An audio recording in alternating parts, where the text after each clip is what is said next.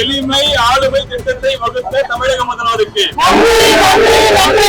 எளிமை ஆளுமை திட்டத்தை வடிவமைத்த தமிழக முதல்வருக்கு, ஏழைகளின் வாழ்வில் ஒளியேற்றிய தமிழக முதல்வருக்கு,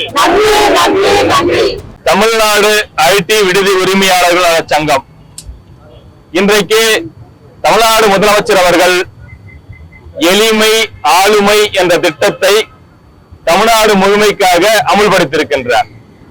இந்த எளிமை ஆளுமை என்ற திட்டத்தினால் தமிழ்நாட்டில் இருக்கக்கூடிய 25,000 மகளிர் மற்றும் ஆடவர் விடுதிகள், இதிலே பணிபுரியக்கூடிய 2 லட்சம் பணியாளர்கள், இதிலே தங்கி இருக்கக்கூடிய 20 லட்சத்துக்கும் மேற்பட்ட படித்த பணியில் இருக்கக்கூடிய ஆடவர் மற்றும் மகளிர், அவர்கள் குடும்பத்தை சார்ந்த 1 கோடி பேர் எளிமை ஆளுமை திட்டம் தானே என்று இருக்கக்கூடாது. இந்த எளிமை ஆளுமை என்ற திட்டத்தினால் எங்கள் விடுதிகளுக்காக இவர் செய்திருக்கின்ற சாதனையினால் தமிழ்நாடு முழுவதும் 1 கோடி பேர் பயனடையக்கூடிய ஒரு திட்டத்தை தமிழ்நாடு முதலமைச்சர் அவர்கள் அறிவித்திருக்கின்றார்.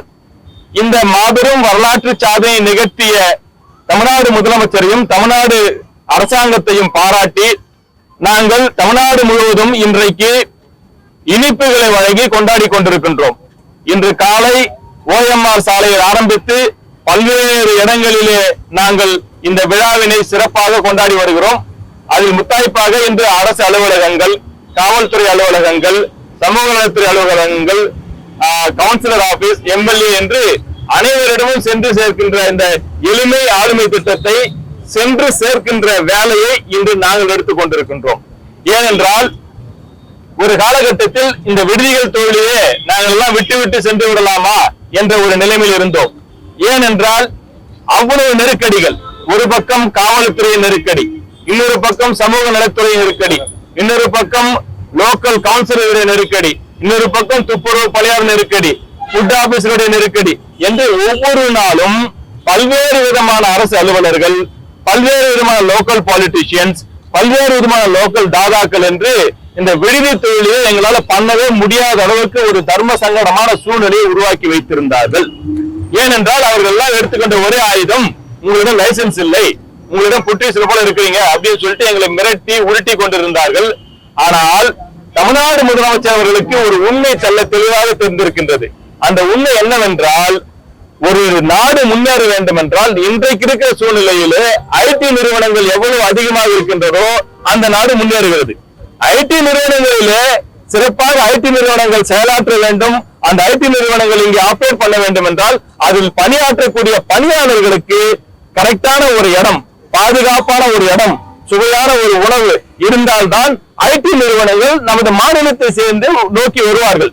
இதை நன்கு உணர்ந்திருக்கின்ற தமிழ்நாடு முதலமைச்சர் அவர்கள் இப்பொழுது ஐடி நிறுவனங்கள் இருக்கின்ற பகுதியில், எல்லா பகுதியிலும் தமிழ்நாடு முழுவதும் இருக்கக்கூடிய எல்லா விடுதிகளுக்கும் ஒற்றை சாளர முறை, ஏனென்றால் இது எங்கள் சங்கத்தின் கோரிக்கை.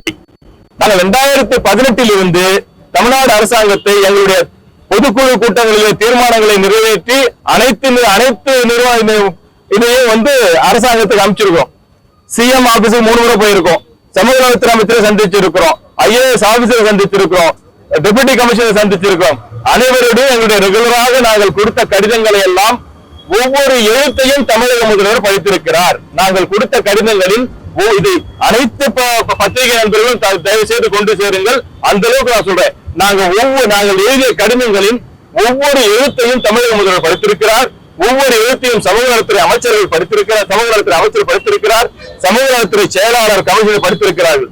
நாங்கள் என்னெல்லாம் கேட்டோமோ, எப்படி இருந்தால் நாளை இந்த இளைய சமுதாயம் ஏழை கிராமப்புற நடுத்தர கிராமப்புறத்தில் இருக்கக்கூடிய முதல் தர பட்டதாரி, முதல் தலைமுறை பட்டதாரியா இருக்கக்கூடியவங்க எல்லாம் சென்னையில பணியாற்றணும்னா விடுதிகள் இருந்தால்தான் அது முடியும் என்று நாங்கள் எழுதிய கடிதங்களை எல்லாம் தீர ஆராய்ந்து இன்றைக்கு எளிமை ஆளுமை என்ற திட்டத்தை கொடுத்திருக்கக்கூடிய தமிழ்நாடு முதலமைச்சர் அவர்களுக்கு எங்கள் தமிழ்நாடு ஐடி விடுதி உரிமையாளர் சங்கத்தின் சார்பாக மிகப்பெரிய நன்றியை காணிக்கையாக்குகிறோம்.